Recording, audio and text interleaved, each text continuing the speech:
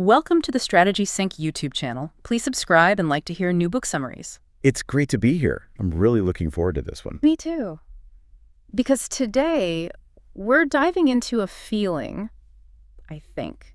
I think it's a feeling a lot of us have right now, but it's hard to put a name to it. That kind of vertigo. Vertigo is a great word for it. It's that whiplash you get from the news cycle.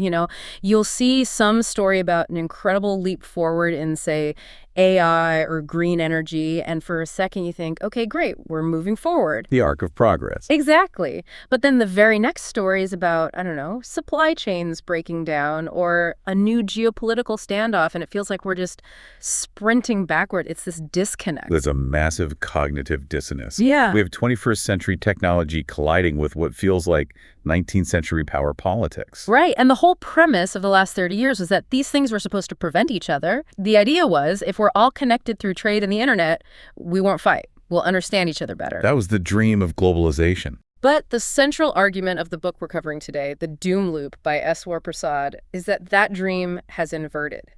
He argues the very things we built to create stability, global trade, financial integration, technology, are now the engines driving us toward chaos. And you have to understand who Prasad is. This isn't some fringe commentator. He's a Cornell economist. He spent years at the IMF.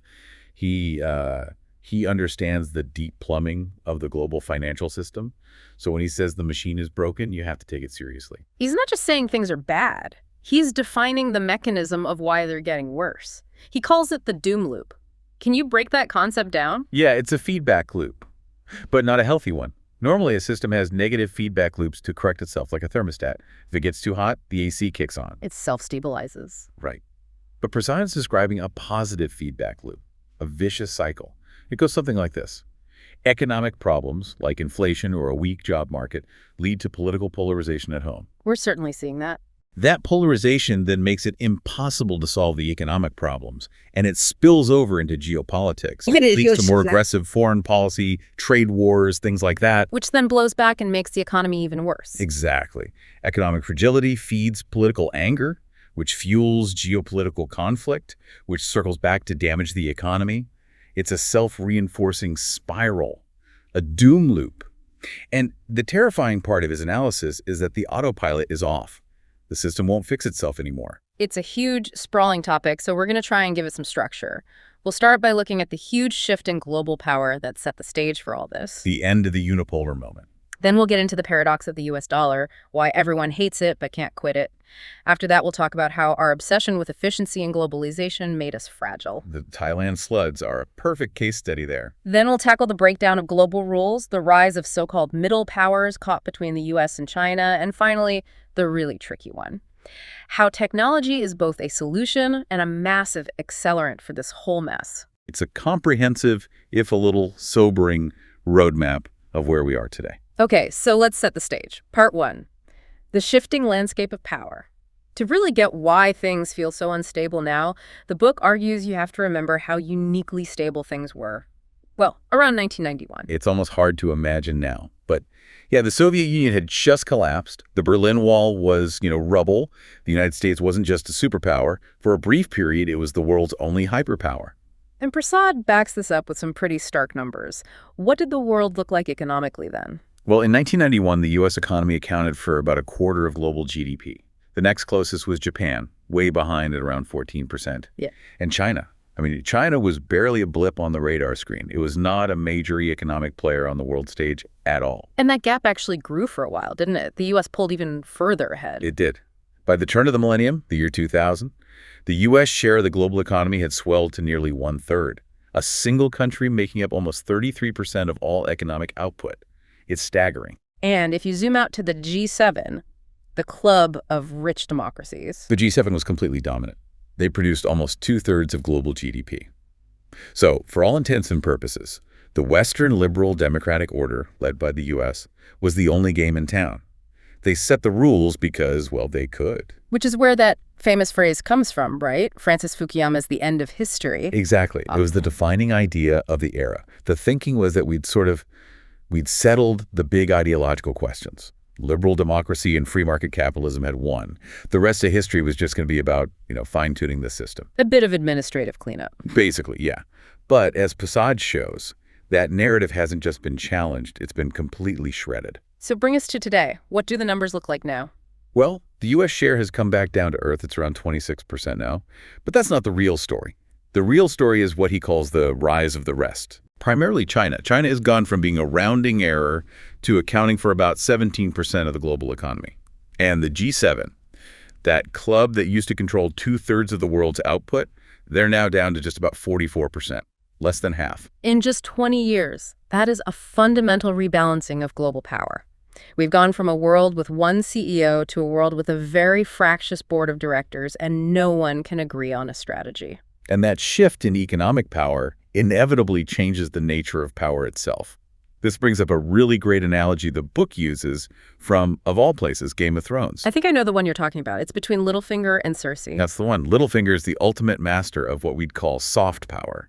He uses information, spies, money, influence. He plays the long game. And he tries to threaten Queen Cersei with this. He says something like, knowledge is power. He believes the rules of the court, the system, will protect him. He's betting on the system, on soft power. And Cersei's response is, well, it's very direct. She has her guards seize him, hold a knife to his throat, and just before they kill him, she calls them off. And then she leans in and says, power is power. It's brutal, but it's a perfect metaphor for our time. For 30 years, we lived in Littlefinger's world, a world of soft power, where influence was about trade deals, cultural appeal, international law, and building consensus. But we're not in that world anymore. We are rapidly returning to Cersei's world, a world of hard power where coercion, military strength, and raw national interests are what matter most. Might makes right. So let's break that down. The book talks about hard power and soft power. In the hard power column, the U.S. is still, it's not even a contest, is it? On paper, no. In terms of raw military spending, the U.S. still outspends the next 9 countries combined. It's a level of conventional military dominance that has few parallels in history. But there's always a but. But the book makes a crucial point. The utility of that overwhelming power has been degraded. It's not as useful as it used to be. Why not? Is it because of nuclear weapons? That's the single biggest factor. Nuclear weapons are the great equalizer in this hard power game. You don't need a $1 trillion defense budget to deter the United States. You just need a few dozen nuclear warheads and a reliable way to deliver them. Like North Korea. North Korea is the perfect example. Economically, it's a basket case. Conventionally, its military is no match for South Korea, let alone the U.S. But because it has nukes, it has this outsized power to destabilize the entire region. It can't be easily coerced. It changes the whole calculation. So hard power is in this weird stalemate. What about soft power? That feels like where the real erosion has happened for the U.S. The book argues the decline there is profound, and much of it is self-inflicted. The U.S. has been actively disengaging from the very global architecture it spent decades building. The TPP comes to mind, the Trans-Pacific Partnership. That was a pivotal moment. The TPP was an American-led trade deal explicitly designed to create a bloc to counter China's economic influence in Asia. It was the definition of soft power projection, and then the U.S. just walked away. And nature abhors a vacuum. And China was more than happy to fill it. They immediately accelerated their own project, the Belt and Road Initiative, or BRI. Right, building ports and railways all over the world. Exactly. They started pouring money into infrastructure in Pakistan, in Africa, in Latin America. It was a massive projection of Chinese soft power using checkbooks and concrete instead of aircraft carriers. But the book suggests that's not going so smoothly for them either, which just adds to the chaos. It's not. And that's key. This isn't a simple story of America declining and China rising to take its place. It's much messier. Countries that took BRI loans are now waking up to what's been called debt trap diplomacy. They can't pay the loans back, and suddenly a Chinese state-owned company owns their main port. Precisely. So you're seeing a backlash. So what you have is a situation where the U.S. is retreating, China is advancing but also stumbling, and the result isn't a new, stable Chinese-led order. The result is just more disorder, more entropy. It's like the world's operating system is crashing, and there's no backup, which is a terrifying thought. And that leads us perfectly into the one thing that seems to be holding it all together, however precariously, the U.S. dollar. This is part 2, the currency paradox. Yeah, this might be the most important and the most dangerous doom loop of them all. The world's relationship with the U.S. dollar is, to put it mildly, deeply dysfunctional. The book uses the word vassal. It quotes French leaders who are very blunt about it. They say they don't want Europe to be a vassal to the United States. That's an incredibly strong word. It implies servitude. It is, and it reflects a deep and growing resentment, even among America's closest allies. It all goes back to what a French finance minister in the 1960s called America's exorbitant privilege. And what is that privilege exactly? Because the dollar is the world's reserve currency. It's what central banks hold and what oil is priced in. The U.S. gets to play by a different set of rules. We can run enormous budget deficits and print money without our currency collapsing because the world has no choice but to absorb those dollars. But it's more than that, isn't it? It's that we can also export our problems. That's the heart of the resentment. The U.S. Federal Reserve has a domestic mandate. Control U.S. inflation and maximize U.S. employment. Right. They are not concerned with the economic health of, say, Malaysia or Brazil. Right. But when the Fed hikes interest rates to cool down the American economy, it has devastating effects abroad. It causes a flood of capital to leave those emerging markets and rush into safer, higher-yielding U.S. Treasury bonds.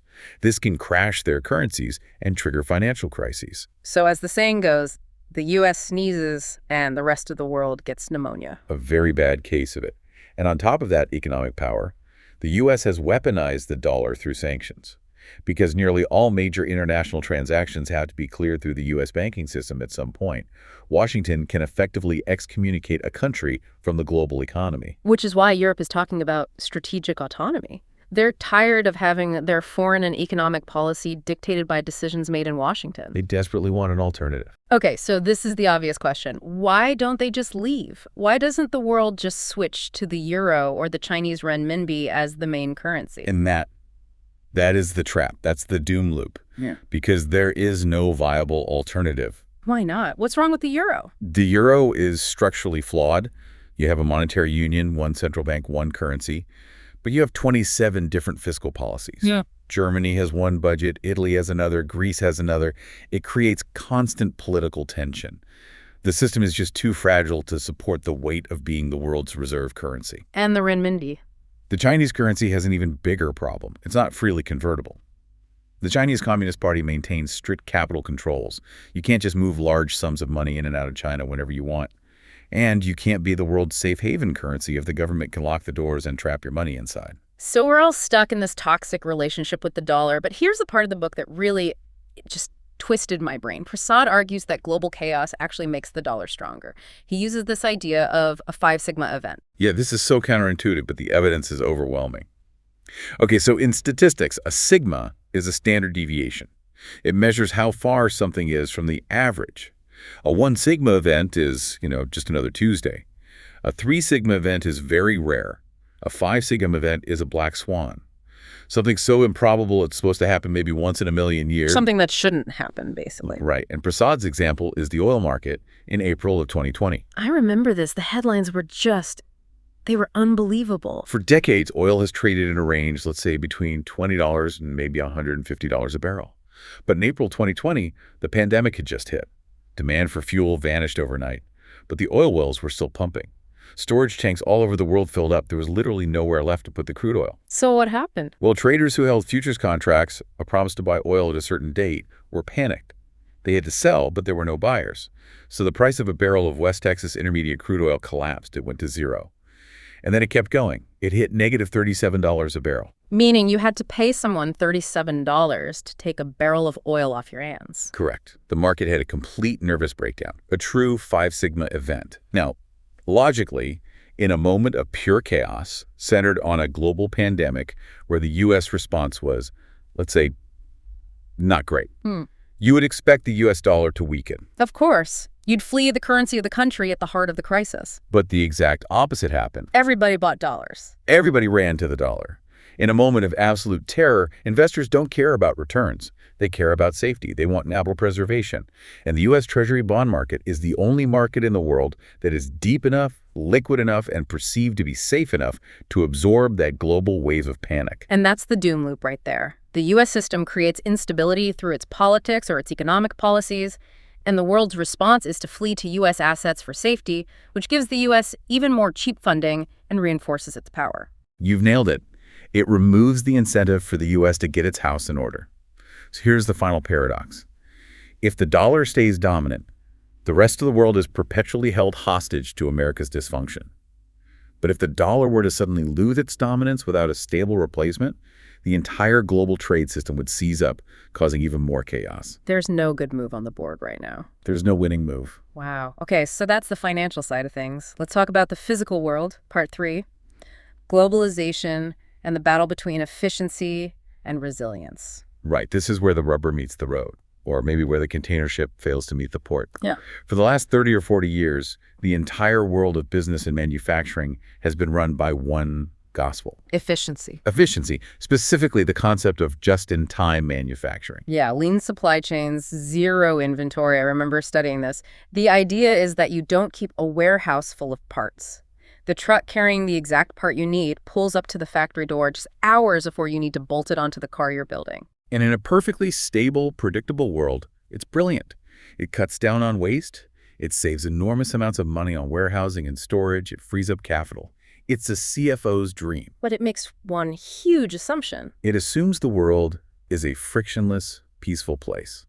It assumes there are no pandemics, no wars, no pirates, no volcanoes, and no extreme weather events. And the book uses the 2011 Thailand floods as the ultimate wake-up call. Yeah, I was really struck by this story because Thailand is not a country you normally think of as, a linchpin of the global industrial economy. On the macro level, it's not. Thailand's GDP is tiny. It's less than 0.5% of the world economy. But what had happened, because of this drive for efficiency, is that certain very specific industries had concentrated their production there, a cluster, they call it.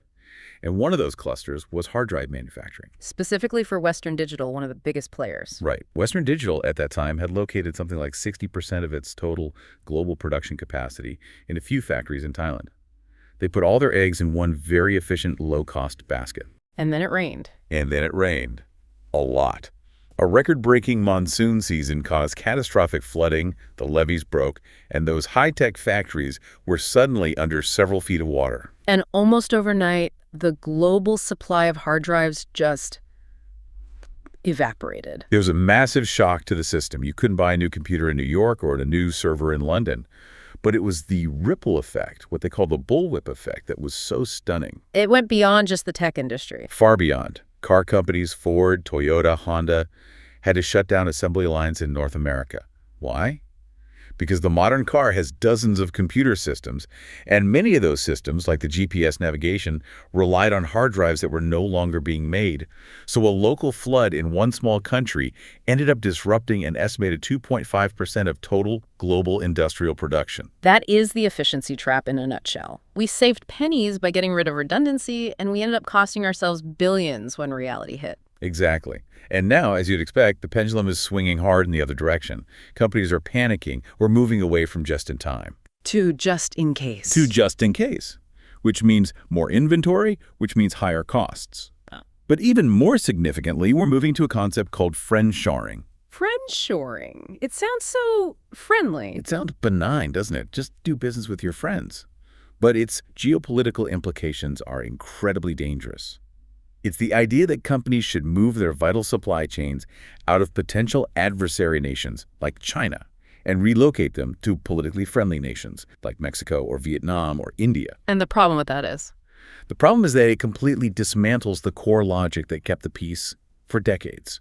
There's this idea famously called the Dell theory of conflict prevention. That was Thomas Friedman's idea, right? That no two countries that are part of the same major supply chain will ever fight a war with each other. Exactly. The logic was that economic interdependence makes war mutually assured destruction, economically speaking. It's just too expensive. But if you start friendshoring, if you intentionally decouple the U.S. and Chinese economies, you are systematically lowering the economic cost of a future conflict. By preparing for a war, you actually make that war more likely. You're removing one of the most powerful guardrails against it. You're burning the economic bridges because you're afraid they might be attacked one day. But in doing so, you ensure you can never use them to de-escalate. And this breakdown of trust, this idea of tearing up the old rules, it's not just happening with supply chains. It's happening at the highest levels of global governance, which is a perfect lead-in to part 4, the breakdown of rules. Right. And the book uses a really simple but powerful analogy for this. The schoolyard. The schoolyard. If the teacher starts breaking their own rules, or if the biggest, toughest kid on the playground decides the rules don't apply to them, then for everyone else, the rules effectively cease to exist. Because the whole system runs on legitimacy, on the idea that the rules are applied fairly to everyone. And the book is absolutely scathing on the hypocrisy of the major powers here. We, in the West, particularly the U.S., talk constantly about the rules-based international order. But much of the rest of the world, the so-called Global South, looks at us and asks, whose rules exactly? And the Eurozone debt crisis from a decade ago is just a textbook example of this hypocrisy. It is the perfect example. So, wind the clock back to around 2010. Greece is imploding under a mountain of debt. The European Union, led by Germany and France, comes down on them like a ton of bricks. They impose brutal austerity measures. Which crippled the Greek economy for years. For a generation. And the public justification was, you broke the rules. The Stability and Growth Pact says your deficit can't exceed 3% of GDP. You broke the rule, so you must be punished to restore the credibility of the system. Seems logical on the surface. Except for one inconvenient fact. Just a few years earlier, in 2003, who were the first two major countries to break that exact same 3% deficit rule? Let me guess. Germany and France. Germany and France. They both sailed right past the limit to stimulate their own economies after a downturn. And the penalty they faced was absolutely nothing. They got a slap on the wrist. They argued that for them, it was a strategic necessity. So when the powerful do it, it's a strategic necessity. When the weak do it, it's an unforgivable moral failure. There's a devastating quote in the book from a senior Indian official who just sums it all up. He says, the rules depend on who you are and whom you know. When that cynicism takes root, the entire foundation of the rules-based order crumbles. And we're seeing this play out in real time with institutions like the World Trade Organization, the WTO. Oh, the WTO is on life support. Yeah. And largely because the U.S. pulled the plug. The WTO is supposed to be the referee for global trade disputes. It has an appellate body, which is basically its Supreme Court. Right. For years now, across both the Trump and Biden administrations, the U.S. has simply refused to approve the appointment of new judges to that body. So it no longer has a quorum, it can't hear cases. The Supreme Court of Trade is out of business. So the U.S. essentially broke the court. Why? The stated reason was that the U.S. felt the court was overreaching its authority and it was consistently too soft on China. And to be fair, there's a legitimate grievance there. China has been gaming the system for years, for instance, by still claiming to be a developing nation to get special treatment. Which is absurd for the world's second largest economy. Completely absurd. But the U.S. response to smash the whole system rather than trying to reform it has thrown the world back into the law of the jungle. Without a referee, trade disputes are now settled by sheer economic power, by tariffs, by sanctions, by bullying. It is, once again, might makes right. And in that jungle, it's the animals caught in the middle who are in the most danger. Which brings us to part 5, the middle powers and the Thucydides trap. This is one of the most dynamic and unpredictable parts of the new global landscape. You have this whole group of significant countries, think India, Brazil, Saudi Arabia, Turkey, Singapore, that are now caught in the middle of this great power competition. They're caught in the Thucydides trap. Can you just quickly define that for our listeners? Sure. It's a term popularized by the political scientist Graham Allison, named after the ancient Greek historian. Thucydides observed that the Peloponnesian War between Athens and Sparta was made inevitable when a rising power, Athens, threatened to displace a ruling power, Sparta. So China is the new Athens and the U.S. is the new Sparta. That's the framework. And the historical precedent is that when this dynamic occurs, war is the tragically frequent outcome. Now, this great power struggle creates a massive gravitational field that pulls everyone else in. And these middle powers are desperately trying not to get crushed. The book uses another great analogy for their dilemma, from Zen and the art of motorcycle maintenance. Yes, the idea of trying to navigate between the horns of the bull. If you try to go to the left of the horns or to the right, you get gored. The only path is straight down the middle, but it's incredibly dangerous. If you align too closely with China, you anger the U.S. If you align too closely with the U.S., you anger China. So they've developed a new strategy. During the Cold War, it was simple. You picked a team. You were either aligned with NATO or the Warsaw Pact. You were in one camp or the other. That's not how it works anymore. Not at all.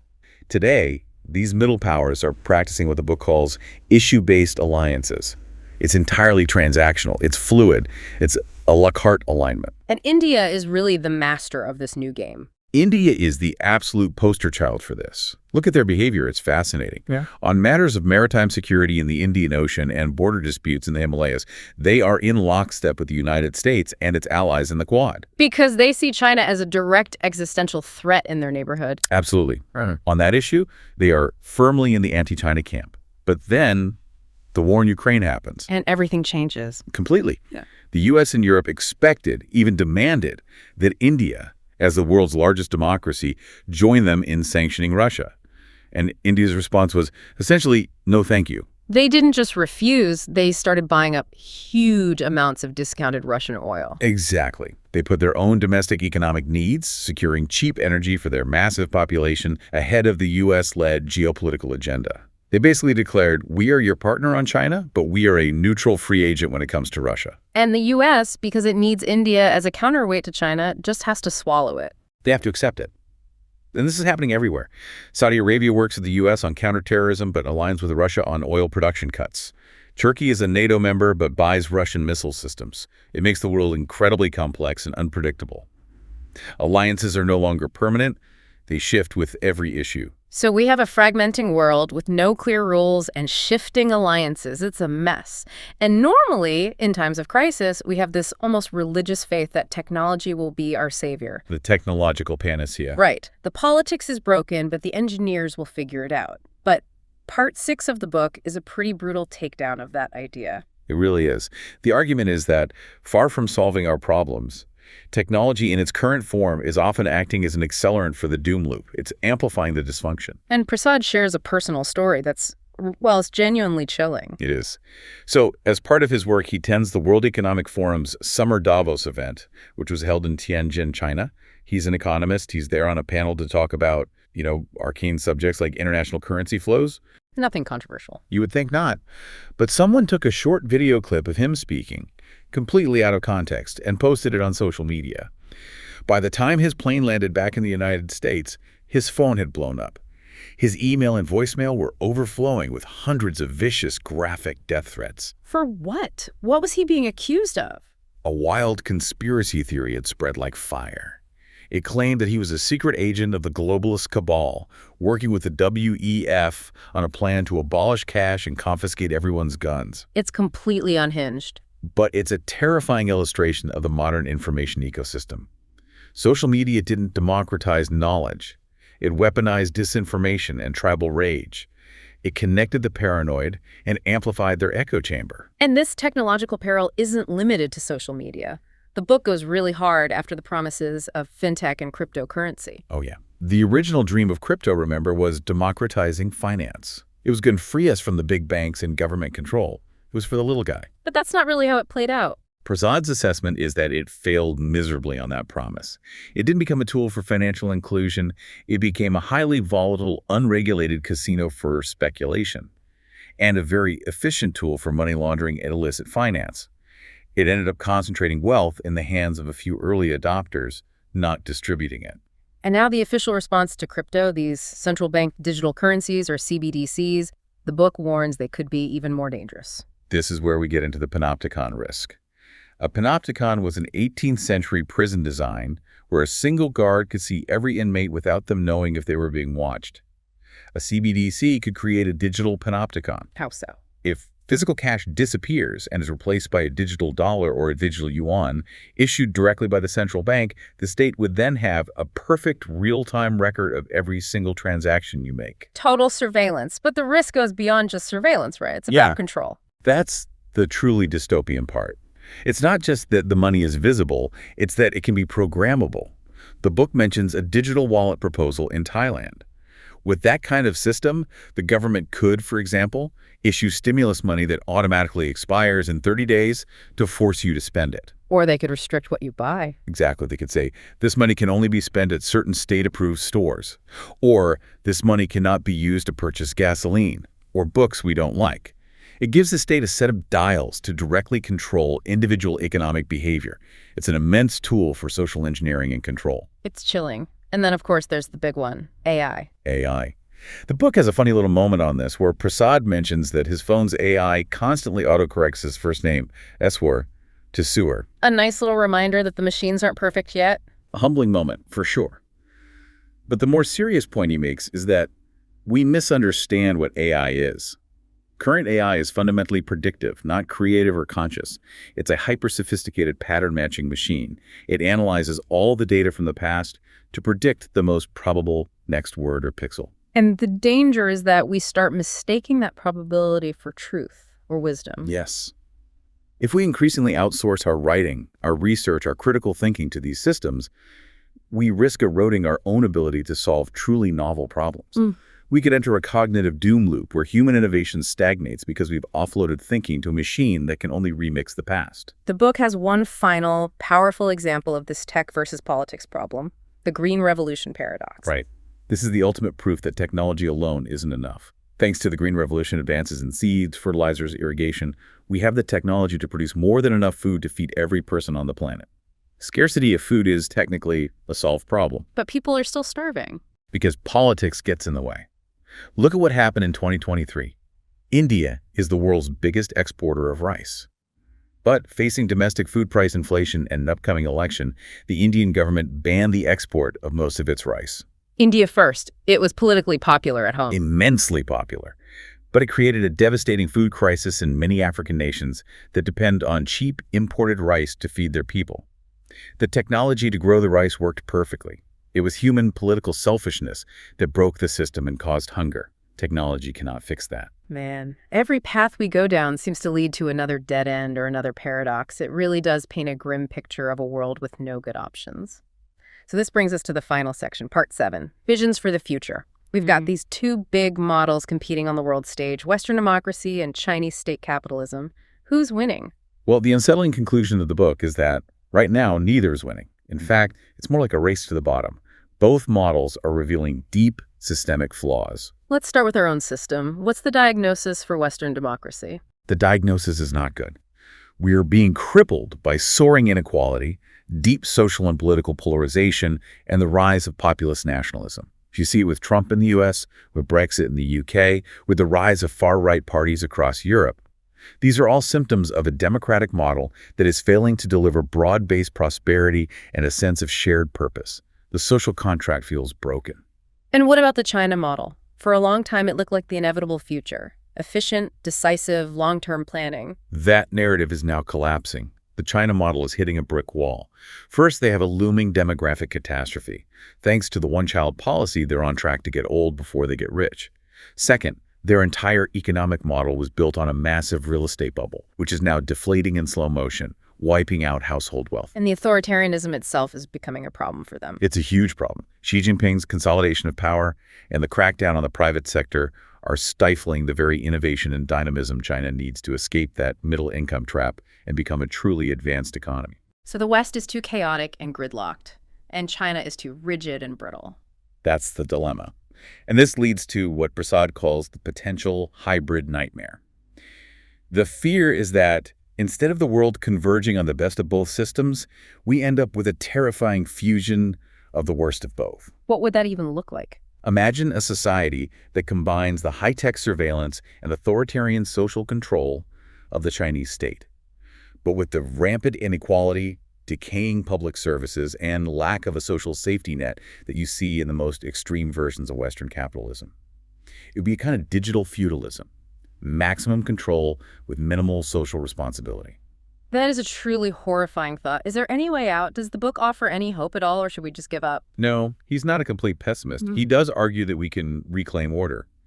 But, and this is the crucial part, it's not going to happen by itself. It requires active, conscious, and very difficult work. So what's the first step? Where do we even begin? It all starts with strengthening institutions. We have to rebuild the boring, unglamorous guardrails of democracy and a stable economy.